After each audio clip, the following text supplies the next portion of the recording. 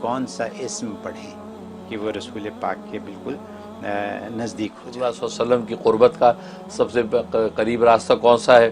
تو وہ صلاۃ و سلام ہے، درود شریف۔ خود حدیث میں فرمایا کہ کل روز قیامت میں سب سے زیادہ قریب میرے وہ ہوگا جو سب سے زیادہ مجھ پر صلاۃ و سلام بھیجنے والا ہوگا۔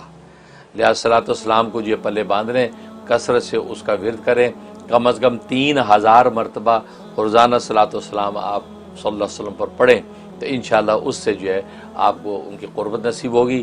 اگر اس کے لیے وہ صلاۃ و سلام پڑھ لیں جو میں نے آپ حضرات کو وہ لکھ کے دیا ہوا ہے، جس کو میں 10 لکھی درود شریف کہتا ہوں، 10 لکھی صلاۃ و سلام، اللہم صلی وسلم و بارک علی سیدنا محمد النبی الامی و آلہ و صحبہ الف الف مرتین، یہ پڑھ لیں۔ یہ ایک مرتبہ پڑھنا یہ 10 لاکھ دفعہ پڑھنے کے برابر ہے، تو یہ پڑھ لیں، یہ بھی بہت اچھا آسان ہے۔